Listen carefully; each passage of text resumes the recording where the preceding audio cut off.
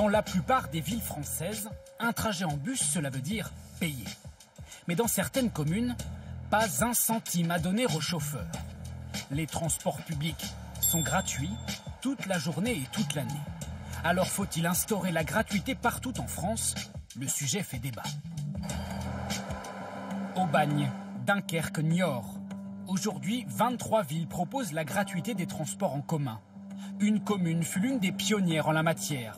Châteauroux, 47 000 habitants. Ici, les usagers prennent le bus sans payer depuis maintenant 16 ans. Vous faites quelle économie par exemple, vous savez?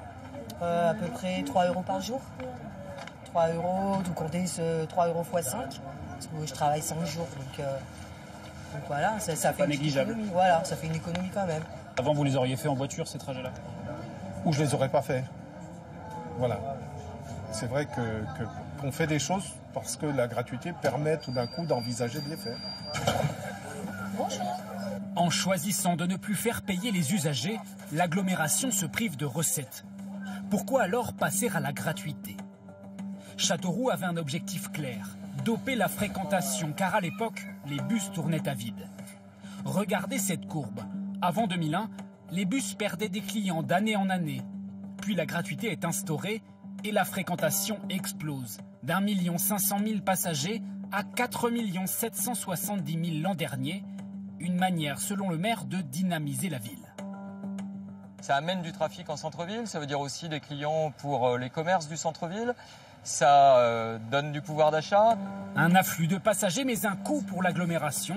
Elle a dû acheter des bus supplémentaires. On a un coût qui est aux environs d'1 600 000 €, alors qu'à l'époque, notre déficit était plutôt de 300 000 €.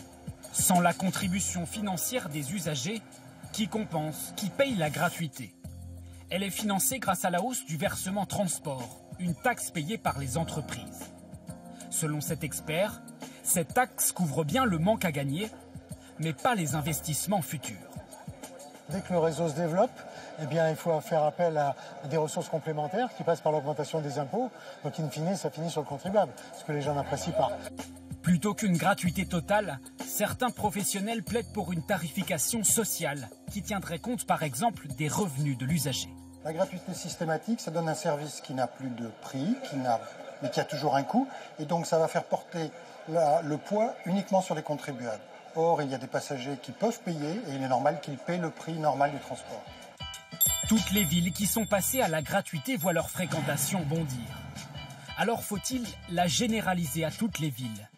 Beaucoup se disent favorables à cette mesure, car la gratuité aurait une utilité sociale. Ça va permettre à des populations en très grande précarité, en situation très difficile, de pouvoir emprunter les transports collectifs et de pouvoir se déplacer tout simplement. Et quelque part, ça c'est important dans la rupture de l'isolement et dans les personnes qui vont aussi rechercher de l'emploi. Ça va leur permettre, ça va leur donner une facilité de se déplacer pour ce retour à l'emploi et à l'activité. Pour l'instant, seules des villes de taille moyenne proposent la gratuité. Mais est-ce envisageable dans des métropoles?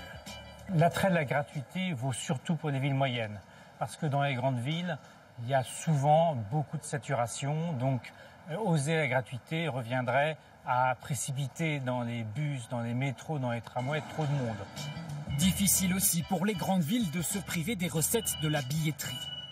Elle couvre en moyenne 25% du coût total du réseau, 10% seulement dans les petites villes. Actuellement, une dizaine de communes réfléchissent à passer à la gratuité